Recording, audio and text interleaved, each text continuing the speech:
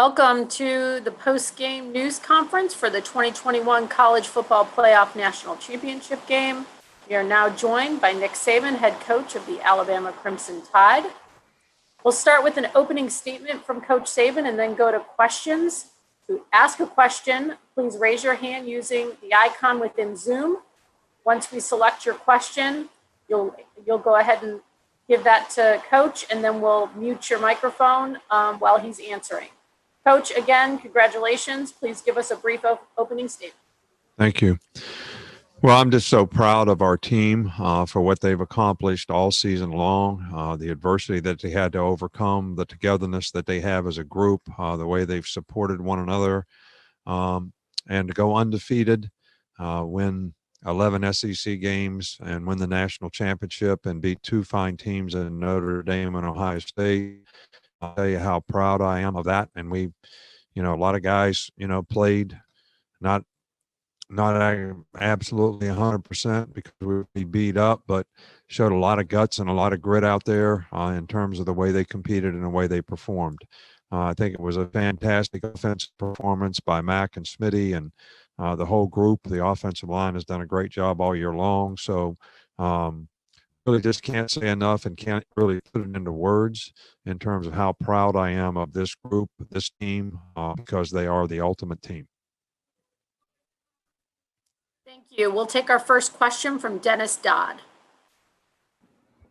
Nick, congratulations. I know you don't like to compare teams, but both of your undefeated teams really different offensively, at least, and probably defensively.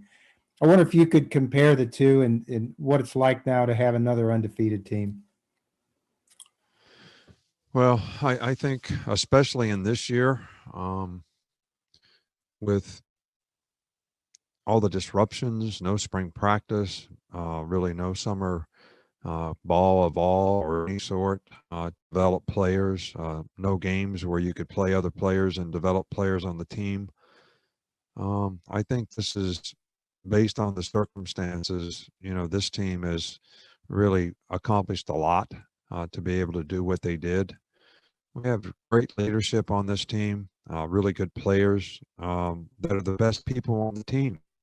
And I think it's always fun to coach when the best players on your team are the best people. And the other undefeated team we had great people, great players, and they were a great team too. I think ball has changed. It's a little more wide open, a little more spread. And this team has adapted and we've changed with it. Our coaches did an outstanding job with this team all year long. And I'm just proud of our whole organization and everybody who contributes to it for what we're able to accomplish. We'll take our next question from Lane Higgins. Congratulations, Coach Saban. I wanted to ask about Smitty and Najee, who are two of your players that set single-season records for receiving and rushing yards. And it seems like their performance this year is largely a product of kind of your shift in offensive scheme in the last few years. So I was wondering if you could kind of explain how much of a difference you think your change in philosophy played in, getting those two players to have the games that they did and the seasons that they did. Well, I think it had a significant difference. We've gradually changed through the years to be more spread oriented, but still keep pro style drop back concepts with, our offense, legitimate play action passes. So this whole sort of blend of all these things and creating balance to be able to run, make explosive plays with action passes that complement the runs and be able to throw RPOs to,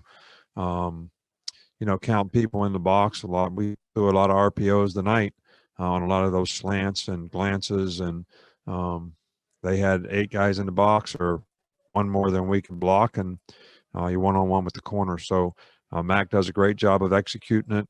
Smitty obviously had a great half, and Najee has played well all year long and had some tough yards to get out there tonight. We knew it would be tough running against these guys the way they play, and we knew we'd have to throw the ball to win, and we did it effectively. We'll go next to John Zenner. Yeah, Nick, what kind of job did Sark do finding a way to get playmakers in position to always to make plays?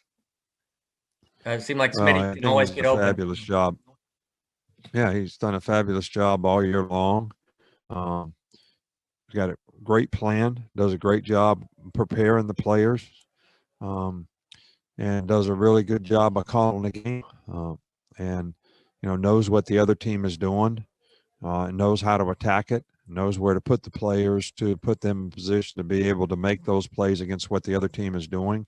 And he's just done a fantastic job this year. I can't even tell you, can't even put it into words what a great job he's done and how much confidence the players have, in the plan and the execution. And, he's really helped Mac as well, I think. Mac had a phenomenal year. So our offense was really the key to the success of this team. We weren't, we're a okay defensive team, not a great defensive team. We played well enough and got enough stops, but the offense was dynamic, and that's what made the difference. Take our next question from Michael Casagrande. Yeah, just wondering, you had a couple teams that 2016, 2018 that came close to winning, going undefeated, finishing the job. This team actually did it. What's the legacy do you think of this team that was able to finish the undefeated season?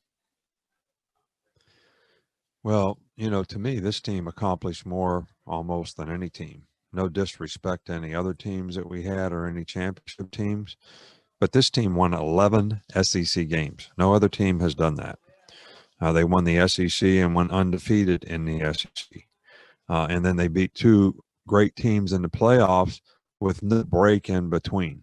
This is our fifth game in a row, from LSU to Arkansas to Florida to Notre Dame to here. And played 13 games and went undefeated with all the disruption that we had in this season. I think there's quite a bit to write about when it comes to a legacy of a team.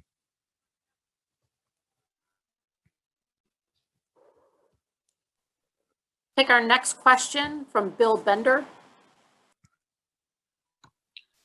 Coach, you touched on it, but I mean, what does it mean, one, to have guys like Mac, Jalen, even Landon at the end got through the injuries you were out, and the second part, you were asked about Bear Bryant afterward. I mean, what does it mean to you to continually be compared to a coach with his legacy? Well, I don't think anybody really compared to Coach Bryant. In the era that he coached and the era that he won, he won a lot of different ways. He won throwing it, he won running a wishbone, he won it running conventional, offensive formations, and his legacy lasted, over a long, long period of time. And we all have to adjust with the times. Obviously, things are a little different now. The challenges are a little bit different with this, the spread offense and the things that make it more difficult, I think, to play good defense in this day and age. But I think Coach Bryant is, sort of a class of his own in terms of what he was able to accomplish, what his record is, and the longevity that he had, and the tradition that he established. If it wasn't for Coach Bryant, we would never be able to do what we did. I mean, he's the one that made Alabama and the tradition in Alabama a place where lots of players wanted to come. And we've been able to build on that with great support. And his family has always supported us in a tremendous way that has helped us have the success that we have. But that tradition that he established, that's a big part of that. Take our next question from Andrea Adelson. Nick, as a follow-up to that and some of the stuff you've already I can't hear. Andrea, we can't hear you, so let's get that fixed and we will transition to Mike Rodak.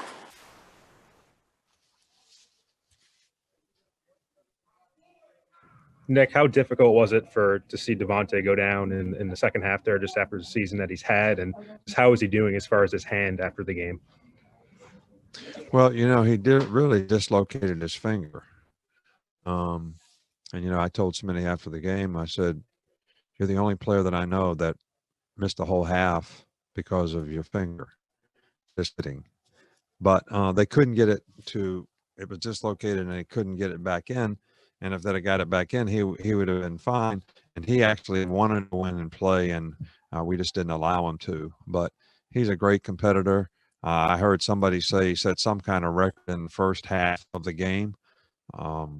Heavens knows what he'd have done if he'd have played the whole game.